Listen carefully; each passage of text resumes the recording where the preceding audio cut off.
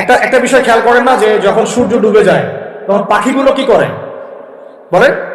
বাসায় ফিরে যায় না? মানে দিন শেষ, সূর্য ডুবে গেছে, এখন বাসায় ফিরতে হবে, তাই না? এভাবে আল্লাহ পাক রমাদান দিয়েছেন আমাদেরকে, কেন জানেন? যাতে এই যে সারা বছর আমরা এদিক ওদিকে ছোটাছুটি করে দূরে সরে গেছি না, এখন কাছে আসো, ঘরে আসো, আল্লাহর কাছে আসো। রমজান মাসে কোথায় আসো? আল্লাহর কাছে আসো। এখন আল্লাহর কাছে আসতে হলে আপনার প্রিপারেশন লাগবে না?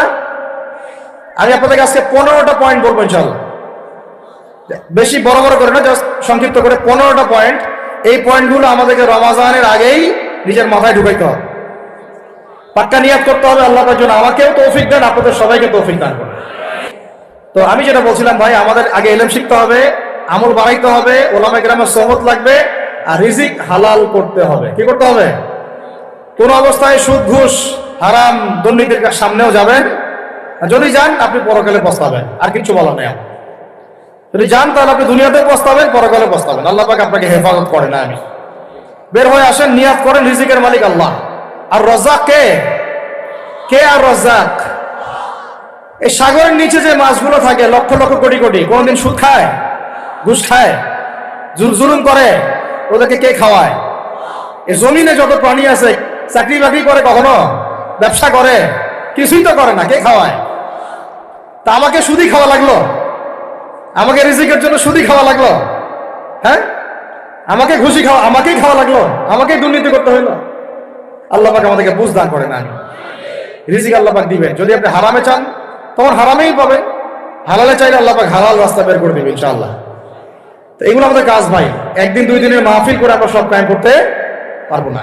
তারপর আমাদের পরিবারের আদর্শ ঠিক করতে হবে, পরিবারের মেয়েদেরকে পর্দায় রাখতে হবে, সবাইকে সৎ কাজে আদেশ করতে হবে, অন্যায় কি করতে হবে? নিষেধ করতে হবে, দাওয়াতের কাজ করতে হবে, আলেমদের সহমতে থাকতে হবে, উম্মাকে ঐক্যবদ্ধ করার চেষ্টা করতে হবে। তারপরে ইনশাআল্লাহ দিনের জন্য কিছু করা যাবে। ঠিক আছে কথা? আল্লাহ পাক আমাদেরকে বোঝার তৌফিক দান করেন। এখন আসেন ভাই, ওই 15টা পয়েন্ট আমি আপনাদেরকে বলি, এই 15টা মাথায় ঢুকান, এটা ভুলে যাবেন না আজকে, সব ভুলে গেল, ঠিক আছে?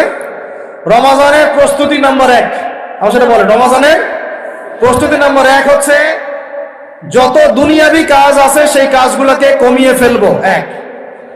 দুনিয়াবি কাজগুলো কি করবো? মানে দুনিয়াবি যত কাজ, যত ব্যস্ততা যা আছে এগুলোকে কমায় নিয়ে আসবো, যাতে রমজান মাসে আমাকে বেশি বাইরে দুনিয়াবি প্রয়োজনের বাইরে বের হতে না হয়, মানে বেশি ব্যস্ততা আমাকে দুনিয়ার জন্য না করতে হয়। মনে করেন যে আপনি চাইলে এখন যদি সামর্থ্য থাকে রমাদান এবং ঈদের বাজার করে রাখতে পারেন, কারণ লাইলাতুল কদর নষ্ট করে ঈদের বাজার, আর রমজানের অনেক রুহানিয়াত নষ্ট করে দেয় দুনিয়াবি বাজার ঘাট, তাই না?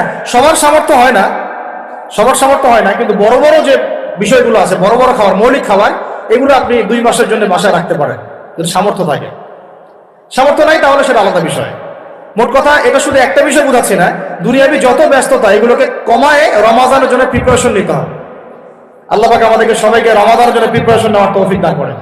এটা হলো মনস্তাত্ত্বিক প্রিপারেশন, যে রমাদান আসতেছে, আমি শাবান মাসেই আমি আমার কাজগুলো গোছাই নিব, যাতে রমজানে আমি ফারেক থাকি ইবাদতের জন্য। বুদ্ধিমানের কাজ না এটা? আল্লাহ পাক তৌফিক দান করেন। আমি 2 নম্বর হচ্ছে ভাই, রমাজানের আমরা সবাই 30টা সওম রাখবো বলে নিয়াত করি, আল্লাহ পাক তৌফিক দান করেন, আমিন। কিন্তু এখানে একটা কথা, 2 নম্বরটা হচ্ছে রোজা রাখার মতো রোজা রাখতে হবে। কি বললাম বলেন? রোজা রাখার মতো রাখতে হবে। এটা কেন বললাম, কেন বললেন ভাই? উত্তর দিচ্ছি। উপোস থাকা, না খেয়ে থাকা আর সওম রাখা এক জিনিস নয়। পানি ছেড়ে দেওয়া, খাবার ছেড়ে দেওয়া আর ইসলামী সওম এক জিনিস নয়। অনেক ধর্মের মানুষ খাবার পানি ছেড়ে দিয়ে থাকে, উপাস থাকে না? হাদিসের মধ্যে নবীজি বলেছেন যে ব্যক্তি রোজা রেখে অন্যায় কাজ ছাড়তে পারলো না, মানে আল্লাহর মাসিয়াত ছাড়তে পারলো না, এই যে কাবায়ের ফাওয়াহিশ এগুলো ছাড়তে পারলো না, অশ্লীলতা ছাড়তে পারলো না, মিথ্যা ছাড়তে পারলো না, বেহায়াপনা ছাড়তে পারলো না, তার না খেয়ে থাকায়, পানি না পান করায় আল্লাহর কিচ্ছু যায় আসে না। আর রোজার বিষয় বুঝলাম, রোজা কাকে বলে ভাই? মানে রোজা মানে হচ্ছে আমি আল্লাহ পাকের সমস্ত নিষেধ ছেড়ে দিব। কি করব? আল্লাহর সমস্ত নিষেধ রোজা থেকেছি, পানি খাচ্ছি না, খাবার খাচ্ছি না, কার ভয়ে? গোসল করার সময় 1 ঢোক পানি খেলে কে দেখবে? এই চেতনা তখন কাজ করে না? চুপ করে 1 লোকমা ভাত খেলে কে দেখবে? কেউ দেখবে? আল্লাহ ছাড়া কেউ দেখবে? কেউ দেখবে না। তারপর আপনি খান না কেন? আপনি খান না কেন? কারণ আপনি অনুভব করেন যে আল্লাহ পাক আমাকে দেখছেন। এটাই হলো ইহসান। এটার নাম কি? ইহসান। এটাই বলা হচ্ছে হাদিসে জিবরিলের মধ্যে, আনতা আবুদুল্লাহ কাআন্নাকা তারাহ, তুমি এমন ভাবে আল্লাহর ইবাদত করো যেন তুমি আল্লাহকে দেখতে পাচ্ছ। ওয়া ইল্লাম তাকুন তারাহু, তুমি যদি আল্লাহকে দেখতে না পারো জেনে রাখো ফাইন্নাহু ইয়ারাক, আল্লাহ পাক তোমাকে দেখছেন। এটাকে বলে আল্লাহ কনসিয়াসনেস বা ইহসান বা তাকওয়া। আর তাকওয়া হাহুনা, তাকওয়া কোথায়? এখানে। আপনি সাওমের আয়াতটা পড়েন, কুতিবা আলাইকুমুস সিয়াম কামা কুতিবা আলাল লাযিনা মিন ক্বাবলিকুম লাআল্লাকুম কি তাত্তাকুন, তোমাদের উপর সাওমকে ফরজ করা হয়েছে ঠিক যেমন করে আগের উম্মতদের উপরেও করা হয়েছিল। উদ্দেশ্য হচ্ছে লাআল্লাকুম তাত্তাকুন, যাতে করে তোমরা তাকওয়া অবলম্বন করতে পারো। তাকওয়া মানে আল্লাহ কনসিয়াসনেস, এই যে আমি খাচ্ছি না, পান করতেছি না, আমি বিশ্বাস করি আল্লাহ আমাকে দেখতেছেন, এই তো। তো সেই বান্দা কেমন করে রমজান চলে গেলেই বেনামাজি থাকতে পারে? রমজান চলে গেলে কি আল্লাহ তাকে আর দেখে না? সেই বান্দা কিভাবে সুদ খায়, তখন কি আল্লাহ তাকে দেখে না? সেই বান্দা, একই বান্দা কিভাবে জেনা করতে পারে? মেয়েকে নিয়ে কেমন করে বাইকে ঘুরতে পারে? কেমন করে গায়রা মাহরামের সাথে আমরা ইয়ে করতে পারি, ফ্রি মিক্সিং করতে পারি? কেমন করে সে সমকামিতার দিকে ধাবিত হতে পারে? কেমন করে সে জুয়া খেলতে পারে? কেমন করে সে মাদক খাইতে পারে? কেমন করে সে আল্লাহ দ্রোহী আইন বাস্তবায়ন করতে পারে? যদি সে এটা চেতনা, এই চেতনা থাকে যে আল্লাহ আমাকে দেখছেন, এই চেতনাটাকে বদ্ধমূল করার জন্যই রমাজান আসে। বলেন সুবহানাল্লাহ। আমি বুঝাতে পারলাম রোজা রাখার উদ্দেশ্যটা কি? ওই জিনিসটাকেই আমাদের ভিতরে ইনস্টল করাই হলো উদ্দেশ্য। লাআল্লাকুম, অবসর বলেন লাআল্লাকুম তাত্তাকুন। তাকওয়া কি কিনতে পাওয়া যায় বাজারে? এই যে আল্লাহ পাক আমাকে দেখছেন, আমি খাবো না, আল্লাহ আমাকে দেখছেন, আমি পান করতে পারবো না, আমার রেস্ট্রিকশন আছে, পিপাসায় গলা ফেটে যাচ্ছে একেবারে রোদের মধ্যে, তাও খাচ্ছি না কেন? কার ভয়ে? ওইটাই জীবনের সব ক্ষেত্রে বাস্তবায়ন করার জন্যই রমজান আসে। বুঝতে পারিনি? ওই চেতনাটাই, একই চেতনাটাই জীবনের সবগুলো কাজে বাস্তবায়ন করার জন্য কি আসে? রমাদানের 6 মাস। আমরা শুধু রোজার ফজিলত নিয়ে বয়ান করি, রোজা রাখলে 70 গুণ নাকি হবে না, 70 গুণ হবে, 700 গুণ বাড়াই দেবে। মূল কথা ফজিলত তো ফজিলত পাবোই, মূল কথা এইটা, তাকেও অবলম্বন করতে হবে। আল্লাহ পাক আমাদেরকে তৌফিক দান করেন। কটা বলছি বলেন ভাই? 2টা মনে থাকবে। 1, দুনিয়াবি কাজ কমায় ফেলা। 2, কি রোজা রাখার মতো রাখা। 3 নাম্বার হচ্ছে, এটা আমার নিজস্ব একটা পরামর্শ আর কি। 3 নাম্বার হচ্ছে রোজা রাখার জন্য আমাদের সাহারি করতে হয়, ইফতার করতে হয়, এই তো। আল্লাহর ওয়াস্তে সাহারি এবং ইফতারে মুসলমানের মতো খাবার খাবেন, জানোয়ারের মতো খাবার খাবেন না। সাহারি এবং ইফতার এই দুটোতে কি খাবেন? মুসলমানের, মুমিনের মতো খাবার খাবেন, জানোয়ারের মতো খাবার খাবেন না। আল্লাহ পাক বোঝার তৌফিক দান করেন। মানে আমরা কিন্তু সাহারিতে কি করি জানেন? 7 পেট খাই। কয় পেট? নবীজি বলেছেন খাবে পেটের 1 ভাগ খাবার, 1 ভাগ পানি, 1 ভাগ, আবার বলি 1 ভাগ খাবার, 1 ভাগ পানি, 1 ভাগ। কার পেট খালি আছে এখন খাওয়ার সময়? খাওয়ার টেবিলে আমাদের ওস্তাদরা বলেন যে মুসলিম উম্মাহ, আমাদের ওস্তাদরা বলেন যে মুসলিম উম্মাহ খাবার টেবিলে হেরে গেছে, সে কখনো জিহাদের মাঠে জিততে পারবে না। বুঝতে পারেন নাই? বুঝতে পারলাম না মনে হয়। যারা খাবারের টেবিলেই হেরে গেছে, এখানেই তো আপনি সুন্নাহ মাফিক খাইতে পারতেছেন না, প্রবৃত্তির কাছে হেরে গেলেন, গপ গপ গপ গপ করে খাচ্ছি 7 পেট ভর্তি করে। এখানে তো খাবারের সামনে হেরে গেলাম, প্রবৃত্তির সামনে। সে আবার কাফেরদের সাথে জিতবে কেমনে? জিতবে আগে নিজের প্রবৃত্তির উপর জিহাদের জিততে হবে। আমার মন চাচ্ছে যে না করি, করবো না, এটার নাম জিহাদ, এটাও জিহাদ। মন চাচ্ছে সুদ খাই, একটু খাবো না, এটার নাম কি? জিহাদ। মন চাচ্ছে নামাজ না পড়ি, ঘুমায় থাকি, মন চাচ্ছে না, মন বলতেছে ঘুমাই ঘুমাই ঘুমাই, কিন্তু নামাজ পড়তে হবে। এই উঠলাম, ওযু করলাম, গেলাম, এর নাম কি? এটাও এক প্রকার কি? বরং নফসের সাথে জিহাদটা অনেক বড় জিহাদ বলা হয়েছে, বলা হয় নাই?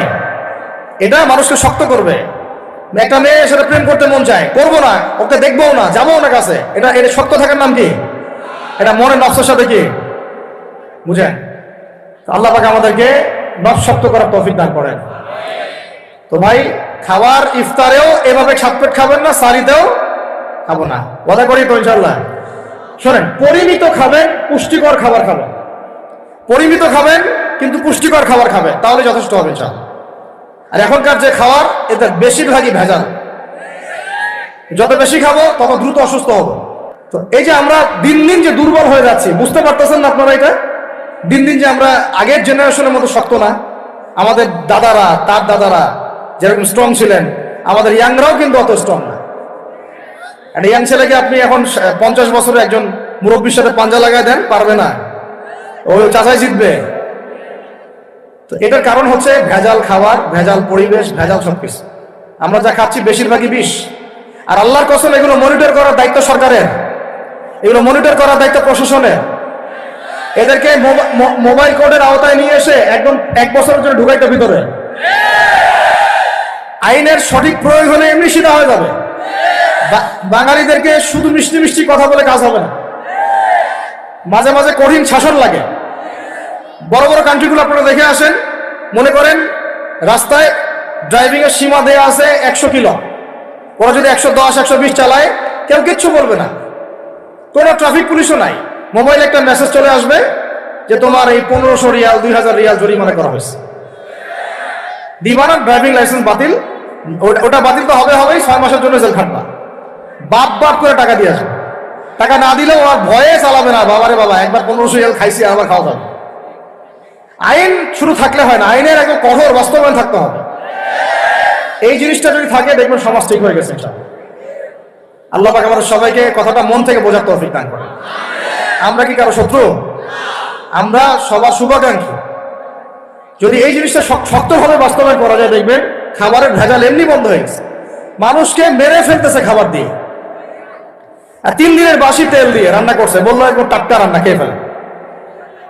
এই যে কোলেস্টেরল বেড়ে গেল, ক্যান্সার হচ্ছে। গরু ইঞ্জেকশন দিয়ে ফুলায় খাবায় মোটা তাজা করে ফেলাই দিল, করে নাই? কি অবস্থা মানুষের বুদ্ধি! চালের মধ্যে এটা মিশাচ্ছে, ডালের মধ্যে ওইটা মিশাচ্ছে, পানির মধ্যে কি মিশাই দিচ্ছে, ড্রেনের পানি বলতেছে মিনারেল ওয়াটার। হ্যাঁ, ডাব খাবেন, ডাবের পানি আগে ইঞ্জেকশন দিয়ে বের করে ফেলাইছে, আগে খাই ফেলছে, অল্প একটু বাকি আছে, ওটার দাম হাঁকাচ্ছে 150 টাকা। নিচ থেকে উপর পর্যন্ত আমাদের সমাজে খালি প্রতারণা চলতেছে। এই কারণে আমাদের উপর থেকে আল্লাহর রহমত দিন দিন উঠে যাচ্ছে। আমাদেরকে সতর্ক হওয়া উচিত, আমাদেরকে সৎ হওয়া উচিত। সৎ হইতে পয়সা লাগে না, সৎ হইতে পয়সা লাগে? সবাই যার যার জায়গা থেকে ভালো হয়ে যায়, কিচ্ছু করা লাগবে না ইনশাআল্লাহ। আপনি মাদক খায়েন না, কেউ জোর করে মাদক খাওয়াবে? আপনি নিজে সুদ খায়েন না, কেউ জোর করে সুদ খাওয়াবে? এখানে কেউ মাদকের দোকান দিল, আমরা খাই না, ও দোকান নিয়ে চলতে পারবে না? টামটোপলা বাঁধে চলে যাবে, কি করবে? যাইতে বাধ্য সে। আমরা খাইলে সে ব্যবসা করবে। আল্লাহর রাস্তায় আমরা কোনো রকম প্রতারণার কাছেও যাব না, হারামের কাছেও যাব না, এবং অন্যকে আমরা প্রতারিত করবো না ইনশাআল্লাহ। বাজার মার্কেটে এটা অনেক জটিল বিষয়। রমজান মাস আসলেই দেখবেন দাম বাড়া শুরু হয়েছে। এখনই অসাধু ব্যবসায়ী যারা, ওরা রিস্টোর করে ফেলাইছে, ওরা আবার সিন্ডিকেট করে ফেলবে যে এই দামের বাইরে যাবে না। তখন আবার দেখবেন যে সরকার বিপাকে পড়ে গেছে, দাম আর কন্ট্রোল করতে পারতেছে না, তখন ভর্তুকি দেওয়া লাগতেছে, আবার ওদেরকে আইনে আনা লাগতেছে। মানে আমরা নিজেরাই ঠিক নাই। কারা ঠিক নাই? আমরা নিজেরাই ঠিক নাই। এই কারণেই তো আমরা, মানে আমাদের সমাজের উপর থেকে আল্লাহ পাকের রহমত, বরকতটা উঠে যাচ্ছে দিন দিন। আপনি দেখে নিন, যে পণ্যের দাম এখন 200 টাকা, রমজান মাস আসলে দেখবেন 250 টাকা 300 টাকা বাড়াই দিচ্ছে। এটা ব্যবসায়ীরা করবে, অনেক অসাধু ব্যবসায়ী করবে, এটা অনেকেই করবে, এখনো চলতেছে। আমাদের বাংলাদেশে এমন কিছু নাই যেটা উৎপন্ন হয় না। আমরা যদি আমাদের এখানে সঠিক জাকাত ভিত্তিক অর্থনীতি থাকতো, এবং সততা থাকতো, ইনসাফ থাকতো, আমানত থাকতো, আমাদের জিনিস আমরা খেয়ে শেষ করতে পারতাম না, এরপর বাকিটা রপ্তানি করতে পারতাম। অনেক কথা ভাই, এগুলো অর্থনীতির বিষয়, আরেকদিন কথা হবে ইনশাআল্লাহ। রমজানে আসছি যেহেতু, এতটুকু নসিহত করি। 3 নম্বর, যে ভাই আমরা এমন ভাবে খাবো না যে খাওয়ার মনে হয় জানোয়ারের খাওয়া। ঠিক আছে ভাই? পুষ্টিকর খাবার খাবো, কিন্তু পরিমাণে কম। কম বলতে কি একবারে কম না, আপনার প্রয়োজন অনুযায়ী 3 ভাগ করে, 1 ভাগ খাবার, 1 ভাগ পানি, 1 ভাগ ফাঁকা, সুন্নাহ অনুযায়ী। আল্লাহ পাক তৌফিক দান করেন, আমিন। 4 নম্বর হচ্ছে রমাদান মাস মানেই কোরআন। রমাদান মাস মানে কি? এই রমজানে আমরা সবাই বেশি থেকে বেশি কোরআন তেলাওয়াত করবো ইনশাআল্লাহ। কারা কারা পারি হাত তুলি? আলহামদুলিল্লাহ, হাত নামান। সবাই পারেন কোরআন তেলাওয়াত? মাশাআল্লাহ মাশাআল্লাহ। এটাই তো চাই, বাংলাদেশের ঘরে ঘরে প্রত্যেক ব্যক্তি যেন কোরআন তেলাওয়াত করা জানে, এটাই তো আমরা চাই। এমন যদি হয় যে 100% মানুষ কোরআন তেলাওয়াত করতে পারে, 16 কোটি মুসলিম, দিন কায়েম হয়ে যাবে ইনশাআল্লাহ। ইনশাআল্লাহ ইনশাআল্লাহ ভিতরে কাজগুলো করেন, আল্লাহ পাক তৌফিক দান করেন। তো ভাই কোরআন আমরা রমজানে বেশি থেকে বেশি পড়বো ইনশাআল্লাহ ভাই, ঠিক আছে? যারা পারি না একটা লিমিট ফিক্স করি, কমপক্ষে দিনে 1 পারা, দিনে কমপক্ষে 1 পারা, তাহলে 30 দিনে 1 খতম হবে। ওকে, আরো বেশি পারি 2 পারা, তাহলে 2 খতম হবে। আরো বেশি পারি 3 পারা। এমন আমাদের ইমামদের যুগে, আমাদের 4 ইমামদের যুগে, সলফে সালেহিনদের যুগে প্রতিদিনই একটা করে খতম দিতেন তারা। সুবহানাল্লাহ। তাদের সময় আল্লাহ বরকত দিয়েছিলেন। সুবহানাল্লাহ। সারা রাত জেগে তেলাওয়াত করতেছেন, নামাজ পড়তেছেন, দিনের বেলা তেলাওয়াত করতেছেন। রমজান মাস হচ্ছে কোরআন নাজিলের মাস। এই মাসে যে হতভাগা কোরআন পড়তে পারলো না, তার জন্য আফসোস করা ছাড়া কিছু করার নাই। রমজান মাসে কোরআন আগে পড়বো, কোরআন শিখবো, না পারলে কি করবো? না পারলে 1 মাসে শিখবো, অন্যকে শেখাবো, কোরআনের দার্স দিব, কোরআনের মাহফিল হবে, কোরআনের তাবলীগ হবে, কোরআন নিয়ে আলোচনা হবে ইনশাআল্লাহ। আমরা জানবো কোরআনের মধ্যে কি আছে। এটা জানার সবচেয়ে উত্তম মাস হচ্ছে কি? রমাদান। আল্লাহ পাক তৌফিক দান করেন। আমিন। যারা আমরা আরবি জানি টুকটাক ভাঙাচোরা, তারা আমরা এটার অর্থ পড়বো ইনশাআল্লাহ। যারা আমরা আলেম ওলামা আছে অনেকেই, যারা ইফতা দিয়েছি, দাওরা দিয়েছি, বা আমরা তালেব ইলম ওলামা কেরাম যারা আছে, আমরা এই কোরআনের তাফসীরগুলো পড়বো ইনশাআল্লাহ। মানে কোরআনময় রমাদান, কোরআনময় কি? এবং চেষ্টা করবেন, আমার খুব ইচ্ছা হয় যদি আল্লাহ পাক আমাকে ক্ষমতা দিতেন, তৌফিক দিতেন, আমার ইচ্ছা হয় যে রমজান মাসে বাংলাদেশের যত মসজিদ আছে সমস্ত মসজিদে কোরআন শিক্ষা ফ্রি হয়ে যাবে। ভালো উদ্যোগ না? বাংলাদেশে কত মসজিদ আছে? হাজার না লাখ? লাখ না কোটি? হয়তো কোটি কোটি মসজিদ থাকতে পারে। প্রত্যেকটা মসজিদে যদি বিনামূল্যে কোরআন শিক্ষা কার্যক্রম করা যেত রমজান মাসে, 1 মাসে আপনি দেখতেন প্রায় মিনিমাম 5 কোটি মানুষকে কোরআন শেখানো যায়। তাও হাতে কলমে। তাও কি? হাতে কলমে। বই দেওয়া হতো ফ্রি, আর ওই যারা টিচার ক্লাস নেবে ওদেরকে বেতন দিব, ভাতা দিব সরকার থেকে। দেওয়া যায় না? দেওয়া যায় না? আচ্ছা, যদি গভর্নমেন্ট নাও দেয়, আপনারা জাকাত থেকে দিতে পারেন, সদকা থেকে দিতে পারেন, পারেন না? নিজেদের পকেট থেকে দিতে পারেন, নিজের ব্যবসা থেকে দিতে পারেন, এলাকা ভিত্তিক দিতে পারেন। কত উৎস আছে না? যদি এভাবে প্রত্যেকটা মসজিদ থেকে কোরআন শিক্ষা কার্যক্রম চালু করা হয় রমজান মাসে, আমরা দোয়া করি আল্লাহ পাক যেন এই কথাটা পৌঁছে দেন উপরের লেভেলে, এবং তারা উদ্যোগ নেয়। জানি না উদ্যোগ নেবে কিনা, আমাদের দায়িত্ব পৌঁছে দিলাম। তো অ্যাটলিস্ট যদি সবগুলো মসজিদ নাও হয়, প্রত্যেকটা এলাকায় যদি একটা করে মসজিদও হয়, তবুও দেখবেন কয়েক কোটি মানুষকে কোরআন শেখানো যাবে ইনশাআল্লাহ। কোরআন ছাড়া এই জাতিকে আপনি ফিরাতে পারবেন না। কোরআন ছাড়া এই যুবকদেরকে মাদক থেকে ফেরানো যাবে না। কোরআন ছাড়া এই যুবকদেরকে জেনা থেকে ফেরানো যাবে না। এই টিকটক প্রজন্ম হয়ে এরা নষ্ট হয়ে গেছে, শেষ হয়ে গেছে। বাংলাদেশে আশঙ্কাজনক হারে এখন সমকামিতা বাড়তেছে। আশঙ্কাজনক হারে এখন জেনা, ব্যভিচার, পরকীয়া এগুলো বেড়ে গেছে। মাদক দ্রব্যের কি ছয়লাভ, এই যে গুন্ডামি, মাস্তানি, ছিনতাই কারা করতেছে? যারা ইয়াং ছেলে পেলে এরা করতেছে। এদেরকে ফিরাইতে হইলে কোরআন ছাড়া কোনো গতি নাই। আইয়ামে জাহেলিয়াতের সেই মানুষগুলো কোরআনের আলোয় শ্রেষ্ঠ মানুষে পরিণত হয়েছে। কথা বুঝতে পারেন নাই? আইয়ামে জাহেলিয়াতের সেই মানুষগুলা যারা একসময় নিজের মেয়েকে দাফন করেছিল জীবন্ত। ইন্না লিল্লাহি ওয়া ইন্না ইলাইহি রাজিউন। চিন্তা করা যায়? আপনি আপনার মেয়েকে দাফন করতে পারবেন জীবন্ত? পারবেন? বলেন। এরকম মানুষ যারা এই কাজ করেছিল, তারা কোরআনের সংস্পর্শে এসে সোনার মানুষে পরিণত হয়েছে। এই কিতাব আল্লাহ পাক নাজিল করেছেন ওই ঘরের উপরে উঠিয়ে রাখার জন্য না, মাঝে মাঝে বের করবো, ধুলা মুছবো, চুমু খাবো, রেখে দিব, এই জন্য না। বাবা মারা গেছে, খুললাম, পড়লাম, সব বক্সায় দিলাম, এই জন্য না। শুধু এই কিতাব আল্লাহ পাক নাজিল করেছেন যারা আমরা হৃদয়ে ধারণ করি। কোথায় ধারণ করি? তো হৃদয়ে ধারণ করবো তো তখনই যখন আমি বেশি তেলাওয়াত করবো, বেশি বেশি পড়বো, সবাইকে পড়াবো, শেখাবো। আল্লাহ পাক আমাদের সবাইকে কোরআনের বিপ্লব ঘটানোর তৌফিক দান করেন। আমিন। তো প্রিয় ভাইরা, 4 নম্বর কাজ, কোরআন শিখবো, পড়বো, শেখাবো, দার্স দিব। কোরআনের একদম বিপ্লব। রমজান মাসে ইনশাআল্লাহ কোরআনময় রমাদান হবে ইনশাআল্লাহ। রমজান মাসে অন্য কোনো বইও পড়ার দরকার নেই। প্রয়োজনে কোরআন পড়েন, হাদিস পড়েন, আর কোরআন পড়েন। কোরআন এবং হাদিস, অন্য কোনো বই, বিষয়ভিত্তিক বই পড়ার দরকার নেই। আর অ্যাটলিস্ট 1 মাস আপনি না পড়েন। এরপরে আসি 5 নাম্বার। একটু বড় হয়ে যাচ্ছে যদিও, আমি সংক্ষিপ্ত করে বোঝাচ্ছি, শোনেন। 5 নাম্বার হচ্ছে রমাদান মাসে, একটু ধৈর্য ধরেন। রমাদান মাসে আমরা ফরজ ইবাদতগুলোকে সর্বোচ্চ গুরুত্ব দিব ইনশাআল্লাহ। যেমন সবার আগে কি? সালাত। এই একটাই বল, সালাত। সালাত নাই ইসলাম নাই, সালাত নাই সে ব্যক্তি মুসলিম না। সোজা কথা শুনে, সালাত অস্বীকার করে সে ব্যক্তি মুসলিম না। নবীজি বলছেন, মান তারাকা সালাতান মুতাআম্মিদান ফাকাদ কাফারা। কেউ যদি ইচ্ছা করে সালাতকে অস্বীকার করে ছেড়ে দেয়, সে ব্যক্তি কি হয়? কাফারা, কুফরি করে। সালাত না পড়ার কারণে ইমামগণ বলেছেন তাকে মুসলমানদের কবরস্থানে দাফনও করবে না। কোন কোন ইমাম বলেছেন তাকে জানাজাও দিবা না। কোন কোন ইমাম বলেছেন তাকে জেলখানায় বন্দী করে রাখবা। কোন কোন ইমাম বলেছেন তাকে মৃত্যুদণ্ডের শাস্তি দিবা। আমি এমনি বলতেছি না, ইমামদের কওলগুলো পড়ে দেখেন। নামাজ না পড়াটা যেমন তেমন পাপ না তো, ইচ্ছা হইলে পড়লাম ইচ্ছা হইলে পড়লাম না, এমন না। যারা নামাজি তারাও যদি নামাজে সচেতন না হয় তাদের জন্যও শাস্তি আছে। নাউযুবিল্লাহ।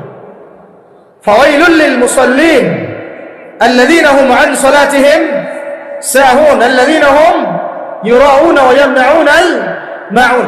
এখানে বলা হচ্ছে মুসল্লিদের জন্য দুর্ভোগ, যে মুসল্লিরা নামাজ সম্পর্কে গাফেল, উদাসীন, আবার যে নামাজ পড়ে এবং এই যে ছোটখাটো সাহায্য করতে অস্বীকৃতি জানায়, সূরা মাউন পড়েন, তাহলে মুসল্লিদের জন্য গাফেলতির যদি শাস্তি হয়, তাহলে যারা পড়ে না ওদের কি হবে? মা সালাকাকুম ফি সাকার। জাহান্নামে যখন ঢুকানো হবে, এই ফেরেশতারা জিজ্ঞাসা করবে, কিসে তোমাদেরকে জাহান্নামে নিয়ে আসলো? কি পাপ করছিলা?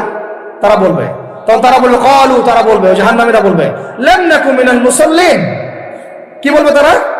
লাম নাকু মিনাল মুসাল্লিন, আমরা মুসল্লি ছিলাম না, আমরা নামাজ পড়তাম না। তাহলে বেনামাজির পরিণতি কি বলেন? জাহান্নাম। ওয়ালাম নাকু নুতঈমুল মিসকিন, আর আমরা মিসকিনদেরকে খাবার দিতাম না। সুবহানাল্লাহ। আল্লাহ পাক আমাদেরকে সালাত আদায় করার তৌফিক দান করেন। রমাদান মাসে শক্ত করে নামাজ ধরবেন ইনশাআল্লাহ, আল্লাহ পাক তৌফিক দান করেন। 5 ওয়াক্ত নামাজ চেষ্টা করব জামাতে পড়ার জন্য। যদি জামাত ছুটেও যায় তাও পরে জামাত করে নেবেন, সেটাও না পড়েন অ্যাটলিস্ট বাসায় পড়বেন। রাজি আছেন? এই যুবকরা কি হলো? বসো বসো, অল্প সময় বসেন। আরে আপনাদের চেয়ে আমার তারা বেশি, আমি 4 ঘন্টা সফর করে আসছি, আবার 4 ঘন্টা সফর করতে হবে আমাকে। আপনারা তো এখান থেকে বাসায় চলে যাবেন, চার বাসা। এত ব্যস্ত কেন? বসেন। এখন কথা হচ্ছে যে নামাজের সাথে আরো অনেক ফরজ আছে না? যেমন পর্দা কি ফরজ না ফরজ না? যাকাত ফরজ না ফরজ না? তারপরে আল্লাহ পাকের আনুগত্য করা, এটা ফরজ না ফরজ না? রাসূলের আনুগত্য, তাওহীদ ফরজ না সুন্নাত? এই জিনিসগুলো ফরজগুলোকে শক্ত করে ধরবো ইনশাআল্লাহ। রাজি আছেন? 4 নম্বর হচ্ছে রমজান, এটা কি 5 নম্বর না? 5 নম্বর রমজান মাসে ফরজ ইবাদতগুলোতে সর্বোচ্চ গুরুত্ব দিব ইনশাআল্লাহ। রাজি? 6 নম্বর হচ্ছে, এটা কত? 6 বলছি? 5। 6 নম্বর হচ্ছে ফরজের পাশাপাশি সুন্নত এবং নফলের পাবন্দি। ফরজের পাশাপাশি সুন্নত এবং নফলের পাবন্দি মানে দেখেন, ফরজ নামাজের আগে পিছে অনেক নামাজ আছে না সুন্নত? দৈনিক 12 রাকাত সুন্নত যে ব্যক্তি পড়বে তার জন্য জান্নাতে ঘর নির্মাণ করা হবে। কোন 12 রাকাত? ফজরের আগে 2, ফজরের আগে, জোহরের আগে 4, তারপরে 2, তারপরে মাগরিবের পরে, এশার পরে, মোট কত হইল? 12। এই 12 রাকাত নামাজ যে ব্যক্তি দৈনিক পড়বে তার জন্য জান্নাতে ঘর নির্মাণ করা হবে। তো রমজান ছাড়া এগুলো ধরার উত্তম কোনো সময় আছে? অনেক সময় মিস হয়ে যায়, রমজানে যেন ধরি আমরা, আল্লাহ পাক তৌফিক দান করেন। এর পাশাপাশি দেখেন দৈনন্দিন অনেক সুন্নতের আমল আছে না? বিভিন্ন কাজের দোয়া, মাসনুন দোয়া, জিকির আজকার, এগুলো আছে না? এই প্রত্যেকটা কাজকে শক্ত করে আঁকড়ে ধরবো ইনশাআল্লাহ, আল্লাহ পাক তৌফিক দান করেন। আমিন। যে কাজটা করবেন তার আগে জেনে নেবেন ওই কাজটা কিভাবে করলে সুন্নত হবে। সকালে উঠে এক দৌড় দিয়ে বাথরুমে যাবেন না, উঠে আগে বসবেন, চোখ ঘষবেন, মুখ থেকে ঘুমের ভাব দূর করবেন, তারপরে বলবেন আলহামদুলিল্লাহ আল্লাযী আহইয়ানা বা'দা মা আমাতানা ওয়া ইলাইহিন নুশুর। তারপরে আপনি যাবেন আস্তে আস্তে বাথরুমে, বাম পা দিয়ে ঢুকলেন, ইস্তেঞ্জা করলেন, ডান পা দিয়ে বের হবেন। ঢোকার সময় দোয়া আছে, আল্লাহুম্মা ইন্নী আউযু বিকা মিনাল খুবসি ওয়াল খাবাইস। বের হওয়ার সময় আলহামদুলিল্লাহ আল্লাযী আযহাবা আনিল আযান ওয়া আফানি গুফরানাকা, দোয়া আছে। এগুলো সুন্নাহ মোতাবেক কাজ করবেন। বুঝাতে পারতেছি? কাপড় পরবেন, যে কোনো কাপড় পরবেন না। যে কাপড় যে সুন্নত নবী পরতেন সেই সুন্নত পরবেন। চেহারা নবীর মতো হতে হবে, ক্লিন শেপ চেহারা চলবে না। ক্লিন শেভ চেহারায় চলবে না। অনেকে মনে করেন যে এটা তো ফরজ কিছু না, এত এত তাচ্ছিল্য করেন কেন? এটাকে শেভ করা মানে হলো নবীর সুন্নতকে জবাই করা। বুঝাতে পারি নাই? এক মুষ্টি রেখে কাটেন, সেটা আলাদা ইস্যু, আলাদা মাসালা। কিন্তু পুরুষের চেহারায় দাড়ি থাকতেই হবে, মাস্ট বি। পোশাক আশাক থাকতেই হবে নবীর মতো। আমরা আমাদের সংস্কৃতি নিয়ে গর্বিত না? গর্বিত না? ইসলামিক সংস্কৃতি কোন দেশ, জাতি, বর্ণ নির্দিষ্ট করে আছে না? সবার জন্য। আমাদের নবী কি আরবদের নবী না পুরো বিশ্বের নবী? তাহলে আমাদের নবীর সুন্নত কি শুধু আরবরা পালন করবেন, আমরা সবাই করব? এখন আমাদের সবার চেহারা নবীর সুন্নত অনুযায়ী হতে হবে। গোফ ছোট করতে হবে, দাড়ি লম্বা করতে হবে, পোশাক ঠিক করতে হবে, টাকনুর উপরে কাপড় পরতে হবে। এখন ছেলেরা পরে টাকনুর উপর কি, হ্যাঁ ছেলেরা পরে টাকনুর নিচে, আর মেয়েরা পরে কি উপরে। এরপরে বসে ছেলের সাথে বাইকে, দেখবেন হাঁটু পর্যন্ত দেখা যায়। বিষয়টা এমন না? এখন হুজুর আপনারাও দেখেন না? আমরা দেখি না, আপনারা দেখান। আমরা কি করি না? আমরা দেখি না, বরং আপনারা দেখান। দেখালে আমরা চোখটা সরাই বলি আউযু বিল্লাহি মিনাশ শাইতানির রাজিম। চোখে পড়লে আমরা কি বলি?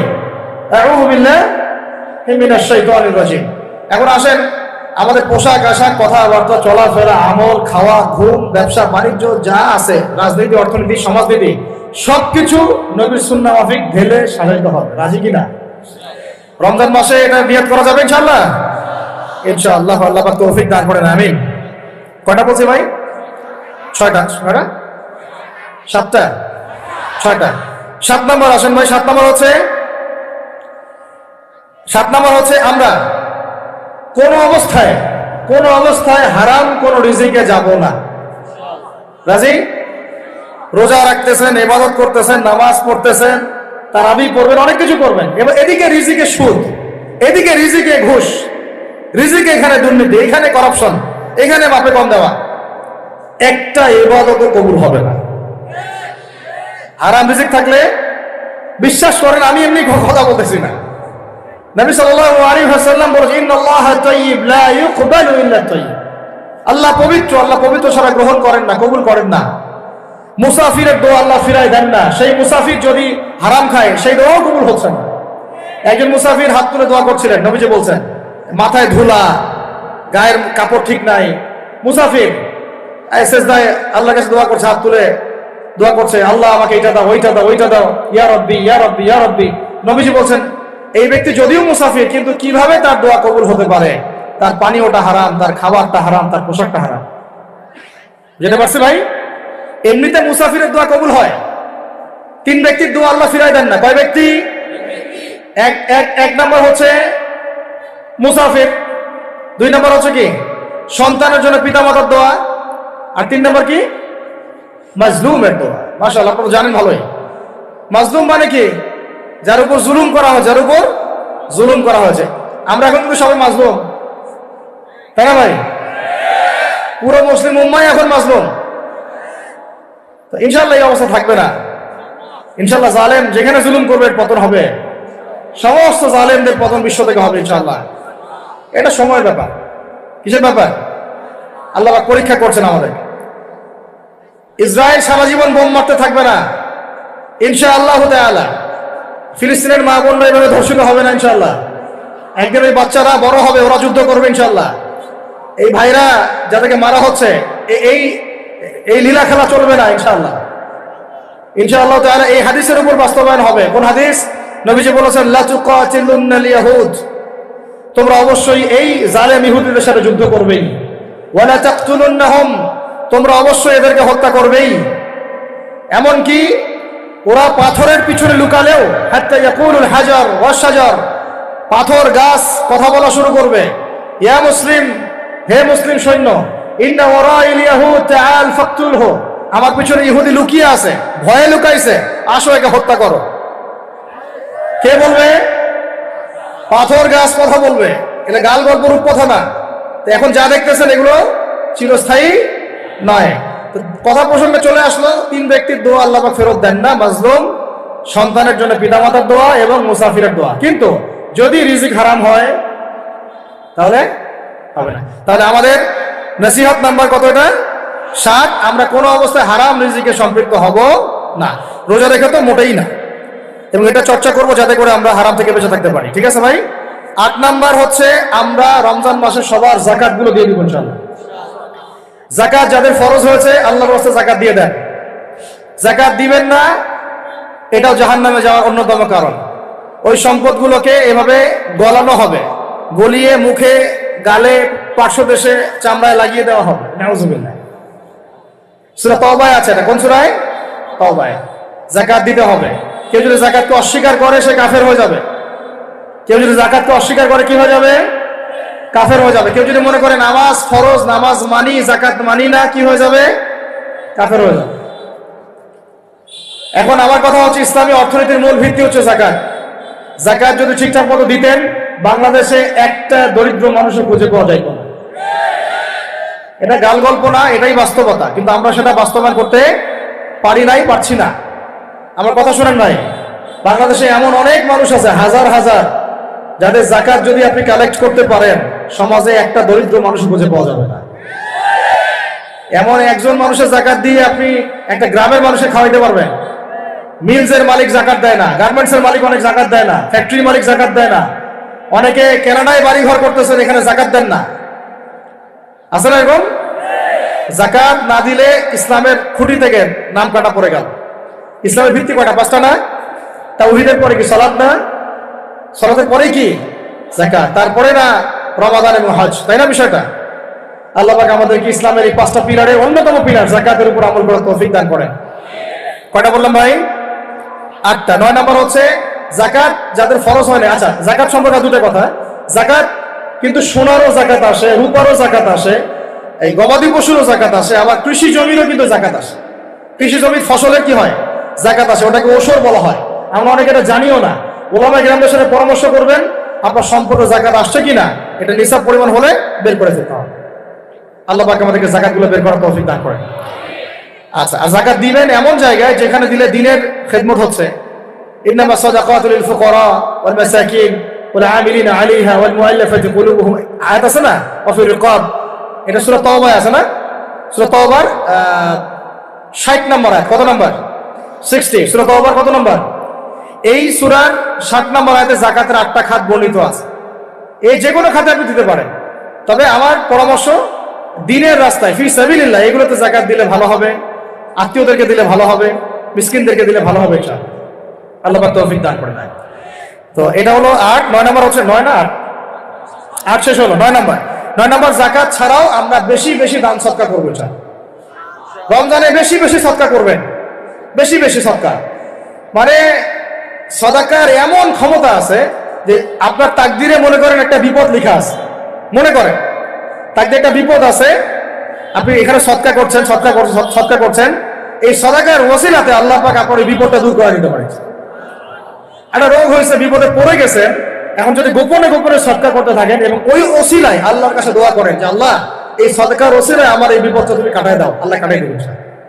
সদকার এমন ক্ষমতা আছে, তবে এটা ঢাকঢোল পিটায় না, যত পারেন গোপনে গোপনে। হ্যাঁ, প্রকাশ্যেও দেওয়া যায়, গোপনে দেওয়া উত্তম। গোপনে দেখি উত্তম, প্রকাশ্যেও দেওয়া যাবে, কোনো সমস্যা নেই। আমরা সদাকা দিব, বেশি বেশি চেষ্টা করবো আত্মীয়র হক দেওয়ার, আত্মীয়দেরকে দেওয়ার জন্য। প্রতিবেশী, আমাদের সমাজের ইয়েতিম, আমাদের সমাজের বিধবা, আমাদের সমাজের মিসকিন, ভালো ভালো জায়গায় সদকা করবেন। ঢাকা শহরে দেখা যায় অনেক সময় আমরা গাড়ি নিয়ে যাই, গাড়ির সামনে গ্লাসে নক করে টাকা যাচ্ছে, আল্লাহর ওয়াস্তে কিছু দেন। কে জানি হাদিসটা ভিক্ষুকদেরকে শিখাইছে। কোন হাদিস জানেন? যে আল্লাহর ওয়াস্তে কারো কাছে কিছু চাইলে ফিরাইতে হয় না। আল্লাহর ওয়াস্তে যদি কেউ আপনার কাছে কিছু চায়, যে আল্লাহর ওয়াস্তে ভাই আপনার কাছে আমি 10টা টাকা চাচ্ছি, থাকলে দেন, তাহলে এটা ফিরাইতে হয় না। বেচারা আল্লাহর ওয়াস্তে চাইছে, আমি ফিরাবো কেন? আল্লাহর দোহাই দিছে। তো প্রত্যেকটা ভিক্ষুক দেখবেন চায় আল্লাহর ওয়াস্তে দেন। সেটা নিয়ে গাঁজা খাক আর কি করে করবো, আল্লাহর ওয়াস্তেই চাচ্ছে। তো অনেক সময় দেখা যায় অনেক ভিক্ষুকের ফ্ল্যাট আছে ঢাকায়, কি আছে, আর আমরা ভাড়া থাকি, যারা দেই তারা ভাড়া থাকি, হয় ভিক্ষুকের ফ্ল্যাট আছে। সুবহানাল্লাহ। তো প্রতারণা যুক্ত, বোঝার বুদ্ধি নাই কোথায় দিলে ভালো হবে। এই জন্য বাছাই করে করে সদকা করবেন, দিনই খাতগুলোতে বেশি সদকা করবেন। আল্লাহ পাক তৌফিক দান করবেন। আর সবচেয়ে ভালো হয়, আমার পরামর্শ, সবচেয়ে ভালো হচ্ছে আত্মীয়দেরকে দিবেন। এখানে আপনি দুইটা নেকি পাবেন। কয়টা? এক, আত্মীয়র হক রক্ষা করলেন, হক আদায় করে তার নেকি, সৎকারও করলেন, এটার নেকি আছে। আবার আত্মীয়র সম্পর্ক বজায় রাখলেন, সুসম্পর্ক বজায় রাখলেন, এটা আরেকটা নেকি। আত্মীয়তার সম্পর্ক রক্ষা করা বিশাল ইবাদত। মানে এটা এটা এটা সিলাতুর রাহিম, এটা আল্লাহ পাকের আরশের সাথে ঝুলে থাকে। যে আত্মীয়তার সম্পর্ক রক্ষা করে আল্লাহ পাক তাকে রক্ষা করবেন। আত্মীয়তার সম্পর্ক যদি নষ্ট করে দেয় আল্লাহ পাক এই কেটে ফেলবেন। আত্মীয়তার সম্পর্ক নষ্ট করতে হয় না। আত্মীয়তার সম্পর্ক নষ্টকারী জান্নাতে যায় না। এটা না হাদিসটা ওস্তাদ? লা ইয়াদখুলুল জান্নাতা কাতিউর রহমি, মানে আত্মীয়তার সম্পর্ক, রক্তের সম্পর্ক যারা কাতে মানে কেটে ফেলে তারা জান্নাতে যাবে না। তো প্রিয় ভাইরা, আমরা আত্মীয়তার সম্পর্ক রক্ষা করবো ইনশাআল্লাহ। এখন আত্মীয়তার মধ্যে সবাই একরকম হয় না, এক এক মানুষ এক এক বুঝে। কেউ হয়তো আল্ট্রা মডার্ন, কেউ এক্সট্রা অর্ডিনারি মডার্ন, ঠিক আছে, কেউ দিনের ধার কাছেও নাই, কেউ নাস্তিক, এরকম আছে তো নাকি? তা আপনি সৌজন্যমূলক সম্পর্ক বজায় রাখবেন। সালাম কালাম বিনিময়ে আসলে মেহমানদারি করা, সৌজন্যমূলক সম্পর্ক কি করবেন? বজায় রাখবেন। আল্লাহ পাক আমাদেরকে বোঝার তৌফিক দান। কয়টা বলছি? 8 না 9? 9টা। 10 নম্বর হচ্ছে ভাই, রোজা রেখে বেশি বেশি ইস্তেগফার করবেন। কি করবেন বলেন? রোজা রেখে বেশি বেশি ইস্তেগফারের সবচেয়ে ছোট্ট বাক্যটা হচ্ছে আস্তাগফিরুল্লাহ ওয়া আতুবু ইলাইহি। কি বললাম বলেন? আস্তাগফিরুল্লাহ ওয়া আতুবু ইলাইহি। এইটুকু পারা যাবে না? দিনে কমপক্ষে 100 বার। কতবার? দিনে কমপক্ষে 70 বার বা 100 বার। দিনে কমপক্ষে 70 বার বা 100 বার। আরো বেশি পারলে আরো ভালো। ওই যে হিসনুল মুসলিম একটা বই আছে না, বা কিতাবুজ জিকির, কিতাবুদ দোয়া, আল আসকার, এমন অনেক বই পাওয়া যায়। এই বইগুলো কিনবেন, ওখানে দেখবেন অনেক জিকির আজকার দেয়া আছে, দৈনন্দিন জিকির আজকার দেয়া আছে, তাসবিহ তাহলিল দেয়া আছে, সকাল সন্ধ্যার মাসনুন দোয়াগুলো দেয়া আছে। এগুলো মুখস্থ করেন। কিছু হলেই হুজুর দোয়া করে দেন, হুজুর ফু দিয়ে দেন, হুজুর পানি পড়া দেন। আগে হুজুরের উপর ডিপেন্ডেন্সি কেন? নিজে আল্লাহর কাছে চাওয়া শিখেন। সেজদায় গিয়ে আল্লাহকে বলেন, আল্লাহ আমার অসুস্থ, আমি অসুস্থ, আমাকে সেবা দাও। সেজদায় গিয়ে বলেন, আল্লাহুম্মা আতিনা ফিদ দুনিয়া হাসানা ওয়া ফিল আখিরাতি হাসানা ওয়া কিনা আযাবান নার। হাত উঠান, আল্লাহকে বলেন, আল্লাহ আল্লাহুম্মা আইনি আলা যিকরিকা ওয়া শুকরিকা ওয়া হুসনি ইবাদাতিক। আল্লাহকে বলেন, ইয়া শাফি, ইয়া আল্লাহ, ইয়া রহমান, ইশফিনি, আমাকে শেফা দান করেন। আগে আল্লাহর সাথে কথা বলা শিখায়, তাই না ভাই? তারপরে দোয়া নিবেন, পানি পড়াও নিতে পারেন, ঝাড়ফুঁক দিতে পারেন, সেটা আছে বৈধতা অবশ্যই, এটাও ঠিক আছে। কিন্তু আগে আপনি আল্লাহকে চিনতে শিখেন। বেশি বেশি রোজা রেখে ইস্তেগফার করবেন। আল্লাহ পাক তৌফিক দান করেন, আমিন। একটা বইয়ের নাম বলছি হিসনুল মুসলিম, আল আসকার, কিতাবুদ দোয়া, এরকম অনেকগুলো বই আছে বাজারে। এগুলো কিনে বাসায় মুখস্থ করার চেষ্টা করেন। আল্লাহ পাক তৌফিক এনায়েত করেন, বলি আমিন। কয়টা বললাম? 10টা। 11 নম্বর, আসলে আমার মার্কিংটা উল্টা পাল্টা তো বুঝতে পারতেছে না, ঠিক আছে? 11 নম্বর হচ্ছে, শোনেন, 11 নম্বর হচ্ছে, দেখেন, কোরআন খুলবেন, দেখবেন প্রথমে রোজার প্রসঙ্গ যেখানে আসছে, কুতিবা আলাইকুমুস সিয়াম, সেখানে আগে আসছে সিয়ামের কথা, তারপরে আসছে শাহরুর রমাদান আল্লাযী উনজিলা ফীহিল কোরআন, কোরআনের কথা, তারপরে আবার আসছে ওয়া ইযা সাআলাকা ইবাদি আন্নী ফাইন্নী করিব, দোয়া করার কথা। সুবহানাল্লাহ। কিসের কথা? প্রথমে আসছে রোজা রাখার কথা, তারপরে কোরআনের কথা, তারপরে আল্লাহর কাছে কি করার কথা? দোয়া করার কথা। যখন আমার বান্দারা তোমাকে জিজ্ঞাসা করে, যে আমার সম্পর্কে জিজ্ঞাসা করে, ওয়া ইযা সাআলাকা ইবাদি আন্নী, বলো ফাইন্নী করিব, আমি কাছেই আছি, উজিবু দাওয়াতাদ দাঈ ইযা দাআন, দোয়াকারী যখন দোয়া করে আমি তার দোয়া শ্রবণ করি। সুবহানাল্লাহ। ফালিয়াস্তাজিবু লি ওয়াল ইউমিনু বি, আমি তার দোয়া শুনি, অতএব সেও যেন আমার কথা শুনে। সুবহানাল্লাহ। এবং আমার প্রতি ঈমান নিয়ে আসে। তাহলে রোজা রেখে বেশি বেশি কি করব বুঝে ফেলছেন? কি বলেন? দোয়া করবেন। কোরআনের পরে কিসের কথা আসছে? রোজাদারের দোয়া ফেরত দেওয়া হয় না। দোয়া কবুল হওয়ার অন্যতম একটা অস্ত্র হচ্ছে রোজা রেখে দোয়া করা। কেমন করে ফেরত দিবে? আল্লাহর জন্য আমরা না খেয়ে আসি, তাই না? আল্লাহ পাকের মায়া হবে না, দয়া হবে না? আমার বান্দা না খেয়ে আছে, আমার বান্দা পানি ত্যাগ করছে, আমার বান্দা স্ত্রী সহবাস ত্যাগ করছে, হালাল গুলো ছেড়ে দিয়েছে আমার জন্য, তা আমি কেন তার দোয়া? অবশ্যই আল্লাহ পাক উপযুক্ত মনে করলে দোয়া কবুল করবেনই করবেন ইনশাআল্লাহ। দোয়া করার পদ্ধতি জানতে হবে। হারাম খাওয়া যাবে না, শিরক করা যাবে না, বেদাত করবো না। ইনশাআল্লাহ দোয়া করার আগে আল্লাহর প্রশংসা করব, নবী সাল্লাল্লাহু আলাইহি ওয়াসাল্লামের প্রতি দরুদ পড়ব, ঠিক আছে? দোয়া কবুলের সময়গুলো বেছে বেছে দোয়া করবো, ইনশাআল্লাহ দোয়া কবুল হবে। আল্লাহ পাক আমাদেরকে রোজা রাখা অবস্থায় বেশি বেশি দোয়া করার তৌফিক দান করেন। কটা হচ্ছে? 11। 12 নম্বর হচ্ছে রমজান মাসে তারাবির নামাজ জামাতে পড়বো। কি বললাম বলেন? রমজান মাসে সালাতুত তারাবি জামাতে পড়বো। এখন আমি আরো 3টা কথা বাড়াই দিচ্ছি, কেউ হজম করতে পারলে করেন, যদি না করতে পারেন বদহজম হয়ে যায়, কিছু করেন নাই। বদহজম যদি হয়ে যায় পরে আমাদের সাথে মাদ্রাসায় এসে বসেন, কিতাবপত্র খুলে দেখাবো, কথা হবে ইনশাআল্লাহ। ঠিক আছে? অনলাইন গরম করার দরকার নাই। রমজান মাসে আমরা তারাবির নামাজ পড়বো ইনশাআল্লাহ জামাতে। কোথায়? জামাতে ইনশাআল্লাহ। 1। 2 নম্বর তারাবির নামাজ পড়বো 20 রাকাত। কত রাকাত? 20 রাকাত। আর যদি বলেন যে আমি ভাই কম পড়ি, পড়েন আপনি বাসায়, কোনো সমস্যা নাই। আপনি আপনার মতো করে বাসায় পড়েন, কোনো সমস্যা নাই। যদি উমর রাদিয়াল্লাহু আনহু এর উপর আমল করে থাকেন, আমার আমল করতে কোনো সমস্যা নাই। যদি উসমান রাদিয়াল্লাহু আনহু 2 আযান চালু করে থাকেন, তাহলে আমার আমল করতে কোনো সমস্যা নাই। ওই যে হাদিসটা বলেছিলাম প্রথমে, কে নাজাত প্রাপ্ত ফেরকা? মা আনা আলাইহি ওয়া আসহাবি, আমি আর আমার সাহাবীরা যার উপরে আছি। আরেকটা হাদিস কি? আলাইকুম বিসুন্নতি ওয়া সুন্নতি খুলাফায়ে রাশিদিন মাহদিয়িন মিন বাদি, তোমাদের উপর অবধারিত হচ্ছে, ওয়াজিব হচ্ছে আমার সুন্নতকে আঁকড়ে ধরা এবং আমার সাহাবীদের সুন্নতকে কে আঁকড়ে ধরা। কার কার সুন্নত? আমার সুন্নতকে আঁকড়ে ধরো এবং আমার সাহাবীদের সুন্নতকে আঁকড়ে ধরো, খোলাফায়ে রাশিদার সুন্নতকে আঁকড়ে ধরো, যারা মাহদিয়িন হেদায়েত প্রাপ্ত মিন বাদি, আমার পরে। সাহাবায়ে কেরাম যদি কিছু চালু করেন, আমল করতে কোনো দোষ নাই, বরং এটাই হচ্ছে সুন্নতের আরো শ্রেষ্ঠ অনুসরণ। কারণ আমি তো ওমরের চেয়ে বড় পরহেজগার হইতে পারবো না। পারবেন?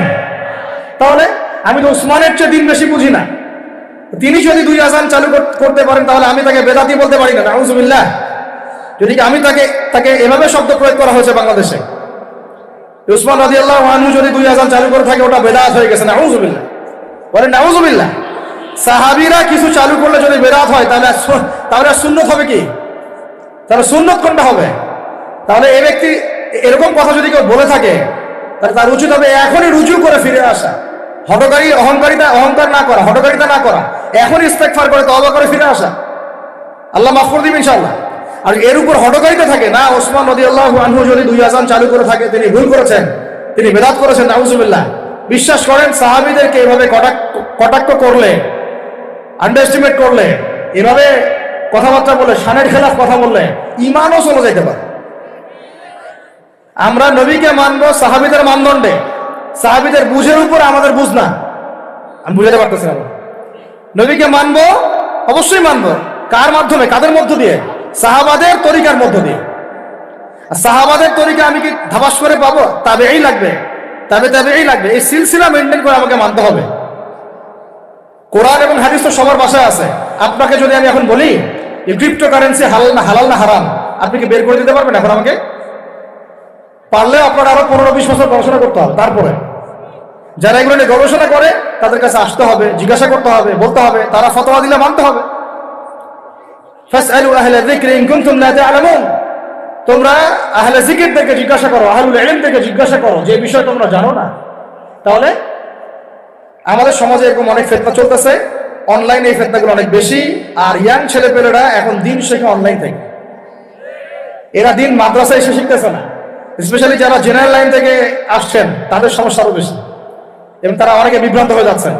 তাই আমি রিকোয়েস্ট করবো, কথা অন্যদিকে নিয়েন না। আমি আপনার দুশ্মন না, আমি আপনার বন্ধু, শুভাকাঙ্ক্ষী। আপনাদেরকে ওলামায়ে কেরামদের সহমতে আয়েশা দিন শিখতে হবে। অ্যাপস থেকে দিন শিখবেন না। অ্যাপস থেকে একবারে হাদিসের রেফারেন্স পাইছি, বাস কাম সারা। জি না, ওই হাদিস তাহকিক করার ব্যাপার আছে, উসুলের ব্যাপার আছে, আসমাউর রিজালের ব্যাপার আছে, তাহলিলের ব্যাপার আছে, অনেক বিষয় আছে। একটা মাসালা ইসলামবাদ করতে হলে অনেকগুলো বিষয় একসাথে লাগে। আর অনলাইনে শায়েখ হওয়ার জন্য কিছু লাগে না, খালি পড়র করতে পারলেই হয়। অনলাইনে যে কোরআন তেলাওয়াতও করতে পারে না, সেও শায়েখ হয়ে বসে আছে। আবার এটা নিয়েও কিন্তু কথা উঠছে, খতমে তারাবি বেদাত। আরে ভাই, রমজান মাসে যদি কোরআন খতম না দেয়, কোন মাসে খতম দিবে? এখনো তো মক্কা মদিনায় আপনি দেখবেন কি হচ্ছে, খতমে তারাবি এখনো ওখানে হচ্ছে। তো ওখান থেকে জোরে আমিন নিয়ে আসতে পারেন, 20 টাকার তারাবি আনতে পারেন না? ওখান থেকে আপনি রাফুল ইয়াদাইন নিয়ে আসতেছেন, ঠিক আছে, ওকে ফাইন, আমরা কোনো ঝগড়া করতেছি না, এটা আছে, দলিল আছে, আমল করুক, সমস্যা নাই। কিন্তু আপনি সেখান থেকে খতমে কুরআন নিয়ে আসতে পারতেছেন না।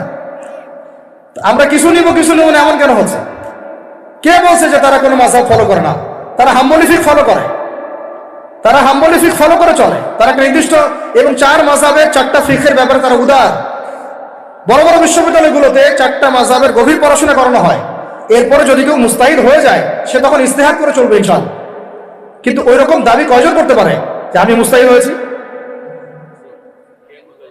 তো আল্লাহ পাক আমাদেরকে তৌফিক দান করেন, এগুলো কথা বোঝার তৌফিক দান করেন। এগুলো বলতে চাইনি, প্রসঙ্গ এসে গেল, বলে ফেললাম। এখন ভাই বলেছি তারাবির নামাজ জামাতে খতমে তারাবি চেষ্টা করবো ইনশাআল্লাহ 20 টাকা পর। আল্লাহ পাক তৌফিক দান করেন। কত বললাম ভাই? 12 আর 3টা 13, 14, 15। 13 হচ্ছে শেষ রাত্রেও কিছুটা সময় হলেও আল্লাহকে ডাকার চেষ্টা করেন, সুন্নত নফল কিছু পড়ার চেষ্টা করেন, দোয়া করেন, কিছু কোরআন তেলাওয়াত করেন। ওই সময় আল্লাহ পাকের রহমত নেমে আসে। আল্লাহ পাক আহ্বান করতে থাকেন, কে আছো আমার কাছে চাইবা, কে আছো আমাকে ডাকবা, কে আছো আমাকে আমার কাছে কিছু চাইবা, ডাকবা, ক্ষমা প্রার্থনা করবা, আমি তোমাকে ক্ষমা করে দিব, আমি তোমাকে যা চাও তাই দিব, আমি তোমার ডাকে সাড়া দিব। এইভাবে আল্লাহ পাক ফজর পর্যন্ত বলতে থাকেন। ইনশাআল্লাহ ইনশাআল্লাহ এটাকে কিয়ামুল লাইল করবেন, তাহাজ্জুদ পড়বেন। এটা তাহাজ্জুদ আপনি এমন না যে আপনি তারাবি পড়েছেন বলে পরে নামাজ পড়তে পারবেন না, এমন না কিন্তু বিষয়। আপনি পরেও শেষ রাত্রেও নামাজ পড়তে পারবেন ইনশাআল্লাহ। আল্লাহ পাক তৌফিক দান করেন, আমিন। 13 হয়েছে, 13 শেষ। 14 হচ্ছে ভাই যদি সামর্থ্য থাকে রমজান মাসে একটা উমরা করে আসে। যদি সামর্থ্য থাকে, সবার তো সামর্থ্য নাই, কিন্তু যদি সামর্থ্য থাকে রমজান মাসে একটা উমরা করে আসতে পারেন। আল্লাহ পাক যারা নিয়াত করেছে উমরা করার, আল্লাহ পাক করার তৌফিক দান করেন। আর যারা আল্লাহর ঘর দেখে নাই, আল্লাহ পাক সবাইকে দেখার তৌফিক দান করেন। যারা হজ ফরজ হয়েছে অবিলম্বে হজ করার তৌফিক দান করেন। আল্লাহ পাক আমাদের সবাইকে ফরজ হজ আদায় করার তৌফিক দান করেন। এবং যাদের সামর্থ্য আছে আল্লাহর মাকবুল বান্দা, তাদেরকে আল্লাহ পাক বেশি বেশি আল্লাহর ঘর জিয়ারত করার তৌফিক দান করেন, আমিন। তো ওইখানে না গেলে ভাই ইসলামের অনেক কিছু বোঝা যায় না, মন থেকে উপলব্ধি করা যায় না। এই যে রাসূলের জীবনী আপনি পড়তেছেন, সুন্নতগুলো আমল করতেছেন, যখন তার রওজার সামনে দাঁড়াবেন, সালাম দিবেন, আসসালামু আলাইকা আইয়ুহান নবী ওয়া রাহমাতুল্লাহি ওয়া বারাকাতুহু, আপনার কলিজাটা একদম কেঁদে উঠবে। তখন মনে হবে এখানে নবী সাল্লাল্লাহু আলাইহি ওয়াসাল্লাম এখানেই আছে।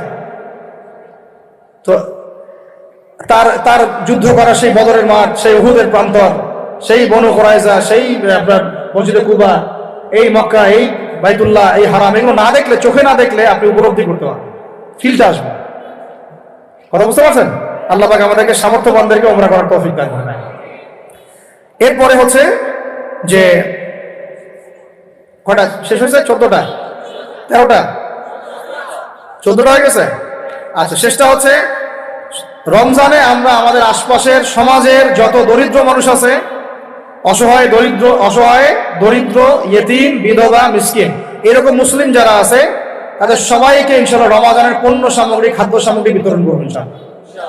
এই উদ্যোগটা আমরা সবাই নেই, তো আল্লাহ পাক নেওয়ার তৌফিক দান করেন। আমি প্রত্যেকটা এলাকা ভিত্তিক যুবকরা দাঁড়ায় যাও, হালাল যাদের অর্থ ওদের থেকে কালেকশন করো, করে প্যাকেট রেডি করো। 1 মাসে রমজানের প্যাকেজ, চাল ডাল ছোলা বুট যা যা হয়, রমজানের প্যাকেজটা করে সমাজের নিম্নবিত্ত, একদম নিম্নবিত্ত, নিম্ন মধ্যবিত্ত, নিম্নবিত্তরা চেয়ে খাইতে পারে, নিম্ন মধ্যবিত্তরা কিন্তু চেয়েও খাইতে পারে না, ওদের গায়ে হতে লাগে, তাই না? তাদের নাম লিস্ট করে করে সবার ঘরে ঘরে পৌঁছে দেওয়ার চেষ্টা করেন, আল্লাহ পাক তৌফিক দান করেন। আমরা শুধু একাই খাবো, একাই পড়বো, একাই ভালো থাকবো, এটা চিন্তা করলে হবে না। সমাজের আপামর এই দরিদ্র জনগোষ্ঠীর পাশে রমজান মাসে আমাদের সবাইকে দাঁড়ানো উচিত। আল্লাহ পাক দাঁড়ানোর তৌফিক দান করেন, আমিন। আর এর সাথে একটা জিনিস জুড়ে দিলাম, রমজান মাসে আমরা বেশি বেশি মানুষকে ইফতার করাবো ইনশাআল্লাহ। কারণ যাকে ইফতার করাবেন এই রোজাদারের রোজার নেকি আপনার আমলনামায় যুক্ত হয়ে যাবে ইনশাআল্লাহ। অতএব বেশি বেশি ইফতার করাবো এবং রমজান মাসে ইফতার বিতরণ প্রজেক্ট এবং প্যাকেজ আমরা রেডি করবো ইনশাআল্লাহ। এবং সমাজের সমস্ত দরিদ্র মানুষ, অসহায় মানুষ, ইয়েতিম, বিধবা, মিসকিন, তাদের ঘরে ঘরে আমরা গিয়ে পৌঁছে দেবো ইনশাআল্লাহ। আল্লাহ পাক আমাদেরকে এই কাজগুলো করার তৌফিক দান করেন, আমিন। রমজান মাস কেন্দ্রিক এই 15টা নসিহত সবাই মনে রাখি, মাথায় রাখি, দিলের মধ্যে রাখি। আল্লাহ পাক আমাদের সবাইকে সুস্থতার সাথে রমজান মাসে এই কাজগুলো করার তৌফিক দান করেন।